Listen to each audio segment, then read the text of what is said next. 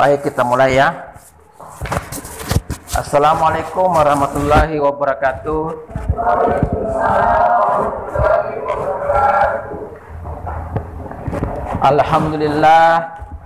Alhamdulillahirabbil alamin wassalatu wassalamu ala asrofil anbiya'i wal mursalin Sayyidina Muhammadin wa ala alihi washabbihi ajmain, amma ba'du. Anak-anakku sekalian saya banggakan, selamat berjumpa pertama kalinya dengan saya dalam mata kuliah hukum pajak. Pertemuan ini adalah pertemuan yang kedua, walaupun pertemuan minggu lalu kita tidak sempat bertemu karena tidak ada yang datang. Kemarin minggu lalu datang sendiri menunggu, ternyata tidak ada yang datang. Jadi hari ini pertemuan kedua ya. Tidak apa-apa karena kehadirannya itu hanya berapa satu kali, tidak hadir, tidak apa-apa. Nah, tadi yang saya sampaikan sudah paham betul ya.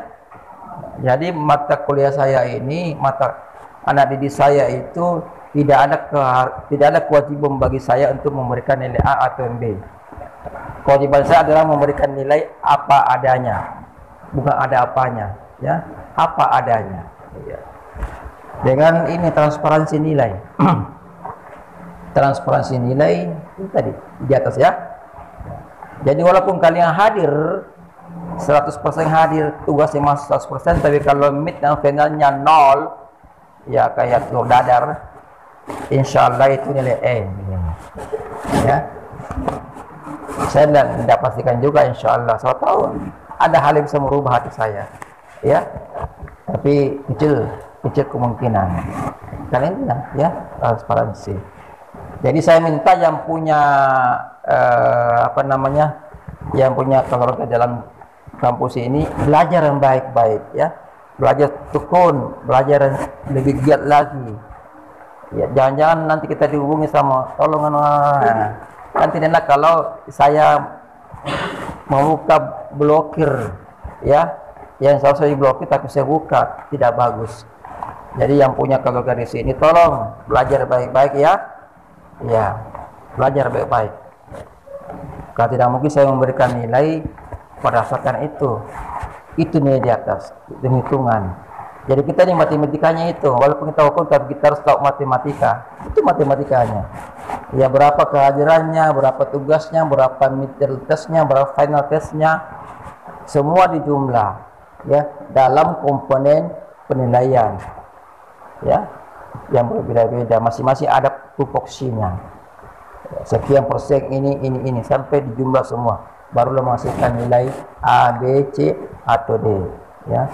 Atau A, B. Ada juga nilai A, B, ada juga nilai B, C.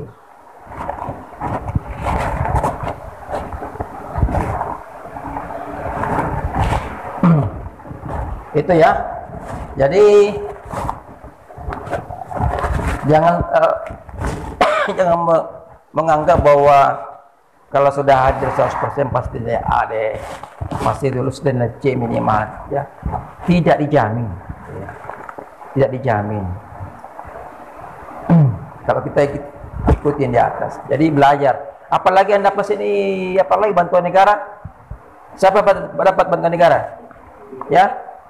Anda berapa orang sini? Iya. Belajar sesungguhnya. IPK belum pernah turun toh? Mudah-mudahan di mata kuliah saya IPK-nya tidak turun. Ya. Jangan bilang amin. Amin sudah kalah. Ya. Kalau dalam pandangan ya ini belum selesai tutup ya, masih buka, masih berlanjut ya. Ya, mudah-mudahan nanti amin naik lagi ya. Iya.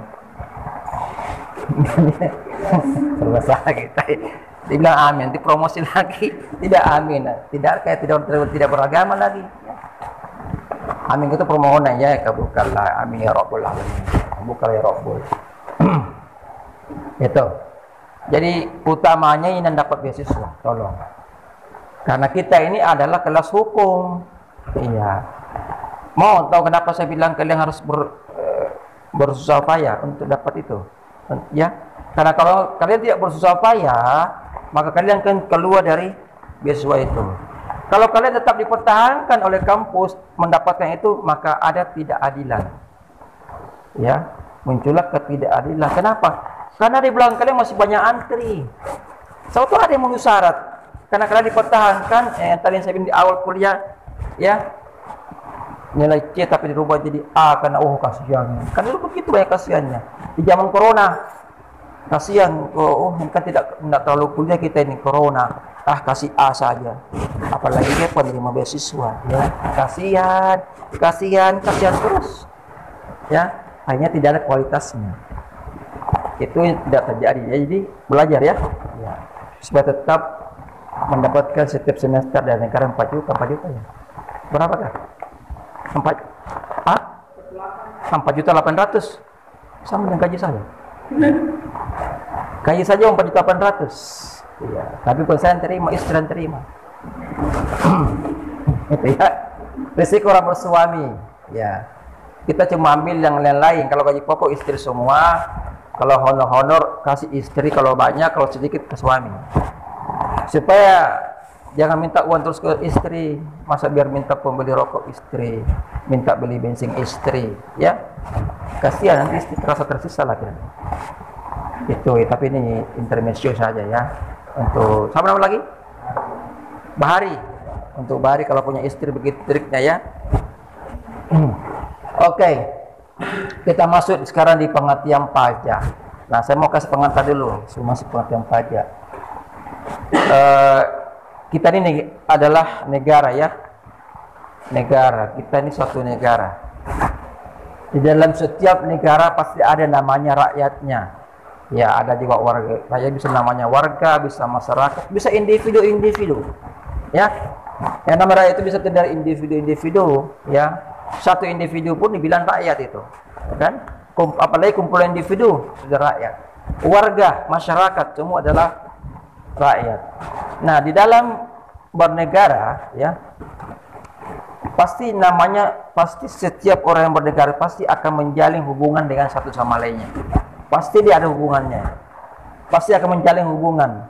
Hubungan ya, yang salah sangka hubungan. Bukan hubungan badan, hubungan ya. Misalnya melakukan perjanjian, jual beli perjanjian juga ya. Apa saja ya. Nah, dalam melakukan hubungan itu, maka hubungan itu supaya dia tertib, maka dia akan diikat oleh hukum. Ya, baik itu negara hukum atau bukan negara hukum, pasti diikat oleh hukum. Ada hukum mengikatnya. Supaya hubungan yang terjadi antara warga itu dalam satu negara itu berjalan seimbang. Tidak ada haknya orang yang diinjak-injak, tidak ada kewajiban yang tidak dilaksanakan.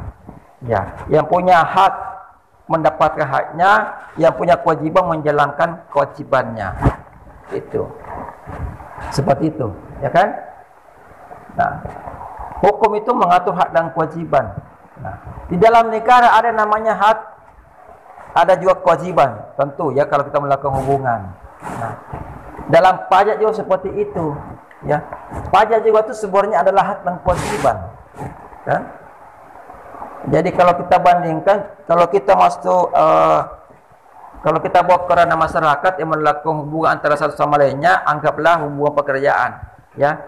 Ada individu yang bekerja kepada individu lainnya atau bekerja kepada perusahaan, ya. Yang bekerja itu punya hak. Apa haknya? Menerima upah. Ini ya, fulus, ya, terima gaji. Kemudian selain dia punya hak, dia punya kewajiban. Kewajibannya apa? Melaksanakan pekerjaan. Nah, tentu dari melaksanakan pekerjaan itu ada hasil yang harus diterima oleh si pemberi kerja. Ya. Pajak pun begitu. Ya. Pajak dalam suatu negara sebenarnya itu adalah salah satu imbalan dari warga negara terhadap negara. Mengapa demikian? Negara sudah memberikan perlindungan hukum. Jadi negara ini bisa memberikan perlindungan hukum. Kalau tidak memberikan perlindungan hukum, kita tidak mungkin berusaha, yakin deh. Ya. Saya tidak mungkin bisa mengajar.